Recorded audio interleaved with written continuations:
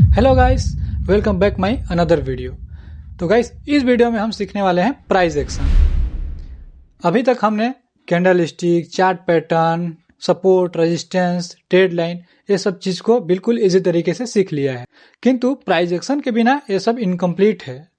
Price action इस सबको एक अलग डायरेक्शन देता है। प्राइस एक्शन ये सबको कंप्लीट एनालाइज करता है। जी हाँ दोस्तों, प्राइस एक्शन के बेस में ही आज बड़े बड़े ट्रेडर्स बड़े बड़े प्रॉफिट अचीव कर रहे हैं, बड़े बड़े टारगेट को पकड़ रहे हैं, सिर्फ और सिर्फ प्राइस एक्शन के बेस में। तो आप अगर प्राइस एक्शन के मेन कॉन्सेप्ट को समझ लिए तो आपको 1000 वीडियो और 1000 को चैनल को देखने की जरूरत नहीं पड़ेगा। आप सिर्फ एक ही वीडियो में मास्टर बन सकते हैं, सिर्फ और सिर्फ प्राइस एक्शन का कॉन्सेप्ट समझ के। दोस्तों, अगर आप प्राइस एक्शन के मेन कॉन्सेप्ट को समझ गए ना, तो आपको सफल ट्रेडर्स बनने में कोई नहीं रोक सकता।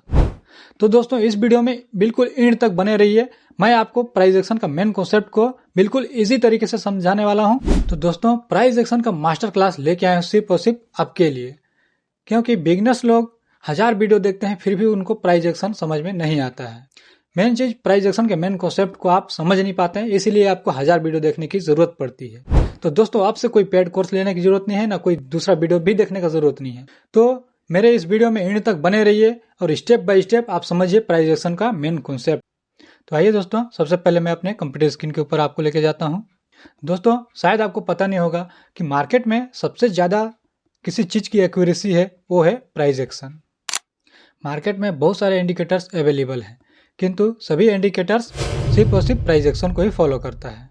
मैं आपको मना नहीं कर रहा हूँ कि आपको इंडिकेटर्स का यूज़ नहीं करना चाहिए, किंतु यह बता रहा हूँ कि most of the indicators price action को ही फॉलो करता है। आपको इंडिकेटर्स का यूज़ करना चाहिए, किंतु प्राइस एक्शन में ज़्यादा फोकस होना चाहिए। तो गाइस, इस वीडियो में हम यही डिस्कस करने वाले हैं कि प्राइस एक्शन को देख के हम ट्रेड कैसे लेंगे, सिर्फ और सिर्फ प्राइस एक्शन के बेस पे। तो दोस्तों, आइए एक एग्जाम्पल के माध्यम से हम समझते हैं कि प्राइस एक्शन का मेन कॉन्सेप्ट क्या है। इस चार्ट में आप देख पा रहे हैं कि प्राइस यहाँ डाउन ट्रेंड में मूव हो रहा था और इस सपोर्ट एरिया को मार्केट ब्रेक कर चुका है। अब ये सपोर्ट एरिया रेजिस्टेंस का काम करेगा। नेक्स्ट प्राइस रिटेस्ट करके इस रेजिस्टेंस एरिया तक वापस आता है, अगेन नीचे जाता है और हमें एक बेयरिश कैंडल का कंफर्मेशन दिख रहा है। काफ़ी सारे लोग यहाँ पे अपना एंट्री बनाएंगे, किंतु हम यहाँ पे एंट्री नहीं बनाएंगे, क्योंकि यहीं पे नीचे एक इम्पोर्टेंट सपोर्ट एरिया दिख रहा है हमें। हो सकता है प्राइस अब यहाँ से अगेन ऊपर जा सकता है। हालांकि डाउन ट्रेंड में मार्केट हमेशा अपने सपोर्ट एरिया को ब्रेक करते रहता है, किंतु हम प्योर प्राइस एक्शन का यूज़ कर रहे हैं, इसीलिए हमें एक एक्यूरेट सिग्नल चाहिए जिससे कि हमको एकदम कंफर्म हो कि मार्केट अब यहाँ से रिवर्स हो रहा है या फिर डाउन साइड में मूव हो रहा है। नेक्स्ट प्राइस यहाँ से ऊपर चला जाता है। अगर हम इन सारे लेवल को हटा दें तो हमें एक डब्ल्यू पैटर्न का इन्फॉर्मेशन दिख रहा है। सामान्यतः डब्ल्यू पैटर्न एक रिवर्सल पैटर्न है जो कि रिवर्स पैटर्न का काम करता है, मतलब कि यह जो डाउन ट्रेंड है ये आगे अप ट्रेंड में रिवर्स हो सकता है। लेकिन दोस्तों, मेरे को लगता है कि ये जो ब्रेकआउट मिला है हमको, ये फेक ब्रेकआउट है, क्योंकि इस कैंडल के विक को आप ध्यान से देखोगे तो बहुत बड़ा वाला विक बना है, इसलिए हम यहाँ बाई नहीं करेंगे। नेक्स्ट प्राइस यहाँ से बिल्कुल नीचे गिर जाता है। अगर हम यहाँ बाई पे एंट्री कर लिए होते तो हम लोग का यहाँ पे स्टॉप लॉस हिट हो गया होता और लॉस में जाते। इसीलिए बोलते हैं हमेशा याद रखना, आपको सिर्फ रिटेस्ट का वेट करना है और कंफर्मेशन कैंडल जब तक ना मिले तब तक आपको एंट्री नहीं लेना है। नेक्स्ट प्राइस थोड़ा ऊपर जाके एक शूटिंग स्टार कैंडल और कंफर्मेशन कैंडल का सिग्नल देता है। यहाँ हमको सेल करने का सिग्नल मिल रहा है और आसपास में कोई सपोर्ट एरिया भी नहीं है, किंतु फिर भी हम यहाँ पे भी सेल नहीं करेंगे। क्यों? क्योंकि अगर हम यहाँ सेल में एंट्री करते हैं तो हम लोग का जो स्टॉप लॉस है वो बहुत बड़ा हो जा रहा है, जो कि हमारे रिस्क रिवॉर्ड से बहुत ज़्यादा ही स्टॉप लॉस हो जा रहा है। अगर हम लोग का स्टॉप लॉस हुआ तो बहुत ज़्यादा लॉस में चले जाएंगे, इसीलिए हम यहाँ पे एंट्री कदापि नहीं करेंगे। नेक्स्ट प्राइस फिर से ऊपर जाता है और इस रेजिस्टेंस एरिया से अगेन नीचे एक हम लोग को बेयरिश कैंडल का कंफर्मेशन दिख रहा है। अब हम यहाँ देख पा रहे हैं कि अगर हम यहाँ एंट्री बनाते हैं तो हम लोग का स्टॉप लॉस बहुत छोटा होगा और हम लोग का जो टारगेट है वो हम लोग का काफ़ी बड़ा होने वाला है। अब हम यहाँ अपना एंट्री बिल्कुल आराम से बना सकते हैं और इसी कैंडल के थोड़ा ऊपर में हम लोग का स्टॉप लॉस होगा और प्रॉफिट के लिए अगला सपोर्ट एरिया होगा। यहाँ हमारे पास ट्रेड लेने का दूसरा रीज़न ये भी है, यहाँ पे सप्लाई थोड़ा ज़्यादा है। नेक्स्ट प्राइस नीचे गिरता है जिसके साथ हम लोग का प्रॉफिट टारगेट हिट हो जाता है। नेक्स्ट प्राइस इस ट्रेड लाइन को ऊपर की ओर ब्रेक कर देता है और ये रिसेंट स्विंग भी ऊपर की तरफ ब्रेक हो चुका है। मतलब ये जो डाउन ट्रेंड था ये अब अप ट्रेंड में रिवर्स हो गया है। तो अब से हम बाई करने की अपॉर्चुनिटी फाइंड करेंगे। अगर मार्केट का प्राइस इस रेजिस्टेंस एरिया तक फिर से रिटेस्ट करने आएगा तब हम एक बुलिश कैंडल का कंफर्मेशन लेके हम अगेन एंट्री कर सकते हैं बाई साइड के लिए। नेक्स्ट प्राइस बिना रिटेस्ट किए अगेन ऊपर चले जाता है, किंतु हमें याद रखना हमें रिटेस्ट का ही वेट करना है, हमको यहाँ ट्रेड नहीं लेना है।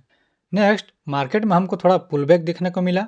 अब हम इस पॉइंट को और ए वाला पॉइंट को टच करके एक फिबोनाची ड्रॉ करेंगे और इस फिबोनाची को ड्रॉ करने से हमको यहाँ एक बुलिश कैंडल का कंफर्मेशन दिख रहा है और यहाँ एक सपोर्ट एरिया को भी मार्केट रिस्पेक्ट कर रहा है।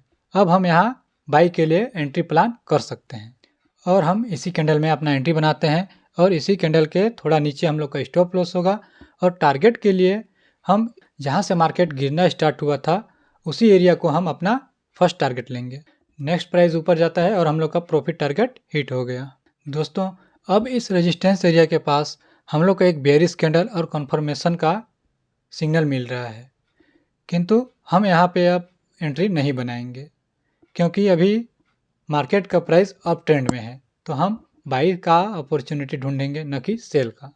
नेक्स्ट हमें यहाँ शूटिंग स्टार और कन्फर्मेशन कैंडल का सिग्नल अगेन मिल रहा है, किंतु याद रहे हमको अभी ट्रेड नहीं करना है क्योंकि हमें ट्रेंड के अगेंस्ट नहीं जाना है, हमको ट्रेंड के साथ ही चलना है। मार्केट में हमको ट्रेंड को ही फॉलो करना है मार्केट का। नेक्स्ट प्राइस यहाँ एकदम धड़ाम से नीचे गिर जाता है बड़ा सा रेड कैंडल के साथ, मार्केट पूरा क्रैश हो जाता है। अब यहाँ आपको बहुत ज़्यादा अफसोस होगा कि यहाँ पे हमको बेयरिश कैंडल का सिग्नल मिला, इसके बावजूद भी हम एंट्री नहीं कर पाए, किंतु हर स्टेज में इस टाइप से होता है, इसको आप ध्यान नहीं देना। ट्रेड छूट जाए तो छूट जाए, चाहे कुछ भी हो आपको रूल्स ब्रेक नहीं करना है, रूल्स के हिसाब से ही आपको चलना है। नेक्स्ट अब इतनी बड़ी मोमेंट मिली है तो जाहिर सी बात है यहाँ सेलर्स लोग अपना अपना प्रॉफिट बुक करेंगे, तो जाहिर सी बात है कि प्राइस थोड़ा सा पुल बैक लेगा अगेन। नेक्स्ट प्राइस यहाँ पुल बैक लेता है और हमें बेयरिश कैंडल का कंफर्मेशन फिर से दिख रहा है। अब हम यहाँ एंट्री कर सकते हैं और इसी बेयरिश कैंडल के ऊपर में हम लोग का स्टॉप लॉस होगा और प्रॉफिट के लिए जहाँ से मार्केट गिरा था, जहाँ से मार्केट पुल बैक लिया, हम लोग का लास्ट सपोर्ट एरिया हम लोग का फर्स्ट टारगेट होगा। दोस्तों हमारे हाथ में बड़ा मूवमेंट तो नहीं मिला, बल्कि ये छोटा सा प्रॉफिट मिला जो कि कंफर्म था। अब आपको मैं कुछ रूल्स बता देता हूँ। जब भी आप प्राइस एक्शन के बेस में ट्रेड करते हैं तो पहला रूल्स ये है कि आपको कभी भी ट्रेडिंग का रूल्स को ब्रेक नहीं करना है। एग्जाम्पल के लिए आपको ट्रेंड के साथ ही चलना है, अपनी क्वांटिटी को मैनेज करना है, अपने रिस्क रिवॉर्ड को मैनेज करना है। अब मैं आपको समझा दिया हूँ कि रूल्स को ब्रेक नहीं करना है, किंतु याद रहे लाइव मार्केट में आपको ऐसा अपॉर्चुनिटी बहुत बार मिलेगा और ऐसा लगेगा कि मैं यहाँ से बहुत ज़्यादा पैसा छाप सकता हूँ। तो गैस हो सकता है कि आपको लगे कि पिछली बार की तरह इस बार भी बहुत बड़ा मोमेंट मिल जाएगा और कैप्चर कर लेंगे, बहुत बड़ा प्रॉफिट होगा, तो आपको लगेगा कि हम ट्रेंड के खिलाफ ट्रेड कर सकते हैं, कर लेते हैं। किंतु ऐसा सिर्फ एक दो बार ही होता है, लेकिन मार्केट अपने ट्रेंड के हिसाब से ही चलता है।